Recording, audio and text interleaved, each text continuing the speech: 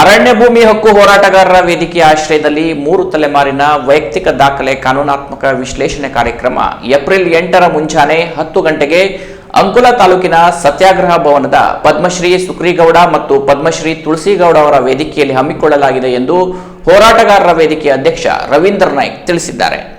ಅರಣ್ಯ ಭೂಮಿ ಹಕ್ಕು ಹೋರಾಟಗಾರರ ವೇದಿಕೆಯ ಆಶ್ರಯದಲ್ಲಿ ಜರುಗುತ್ತಿರುವ ಅರಣ್ಯವಾಸಿಗಳಿಗೆ ಕಾನೂನು ಜಾಗೃತಾ ಜಾಥಾ 2025ರ ಅಂಗವಾಗಿ 3 ತಲೆಮಾರಿನ ವೈಯಕ್ತಿಕ ದಾಖಲೆ ಕಾನೂನಾತ್ಮಕ ವಿಶ್ಲೇಷಣೆ ಕಾರ್ಯಕ್ರಮವನ್ನು ಏಪ್ರಿಲ್ 8 ಮುಂಜಾನೆ 10 ಗಂಟೆಗೆ ಅಂಕೋಲಾ ತಾಲೂಕಿನ ಸತ್ಯಾಗ್ರಹ ಭವನದ ಪದ್ಮಶ್ರೀ ಸುಕ್ರೀಗೌಡ ಮತ್ತು ಪದ್ಮಶ್ರೀ ತುಳಸಿಗೌಡ ಅವರ ವೇದಿಕೆಯಲ್ಲಿ ಹಮ್ಮಿಕೊಳ್ಳಲಾಗಿದೆ ಎಂದು ಹೋರಾಟಗಾರರ ವೇದಿಕೆಯ ಅಧ್ಯಕ್ಷ ರವೀಂದ್ರ ನಾಯ್ಕ್ ಅವರು ಪ್ರಕಟಣೆಯಲ್ಲಿ ತಿಳಿಸಿದ್ದಾರೆ.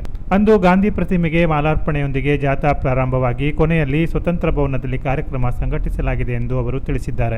ಅರಣ್ಯ ಹಕ್ಕು ಕಾಯ್ದೆ ಅನುಷ್ಠಾನದಲ್ಲಿ ಕಾನೂನಿಗೆ ವ್ಯತಿರಿಕ್ತವಾಗಿ ಅರ್ಜಿಗಳು ತಿರಸ್ಕಾರ ಮತ್ತು 3 ತಲೆಮಾರಿನ ವೈಯಕ್ತಿಕ ದಾಖಲೆ ಅಪಾರ್ಥವಾಗಿ ಅರ್ಥೈಸುವಿಕೆಯಿಂದ ಅರಣ್ಯವಾಸಿಗಳು ಅರಣ್ಯ ಭೂಮಿ ಹಕ್ಕಿನಿಂದ ವಂಚಿತರಾಗಿರುವ ಹಿನ್ನೆಲೆಯಲ್ಲಿ ಹೋರಾಟಗಾರರ ವೇದಿಕೆಯು ಅರಣ್ಯವಾಸಿಗಳಿಗೆ ಕಾನೂನು ಸಬಲೀಕರಣ ಮಾಡುವ ಉದ್ದೇಶದಿಂದ ಕಾನೂನು ಜಾಗೃತಾ ಕಾರ್ಯಕ್ರಮ ಹಮ್ಮಿಕೊಳ್ಳಲಾಗಿದೆ ಎಂದು ಅವರು ತಿಳಿಸಿದರು.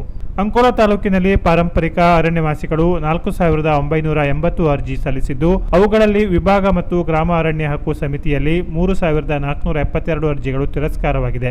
ಬಂದಿರುವಂತಹ ಅರ್ಜಿಗಳಲ್ಲಿ 69.71% ಅರ್ಜಿಗಳು ತಿರಸ್ಕಾರವಾಗಿದ್ದು, ಕೇವಲ 5 ಪಾರಂಪರಿಕ ಅರಣ್ಯವಾಸಿಗಳಿಗೆ ಮಾತ್ರ ಸಾಗುವಳಿ ಹಕ್ಕು ದೊರಕಿದೆ ಎಂದು ಅಧ್ಯಕ್ಷ ರವೀಂದ್ರ ನಾಯ್ಕ್ ತಿಳಿಸಿದರು. Canara plus news, Ankola.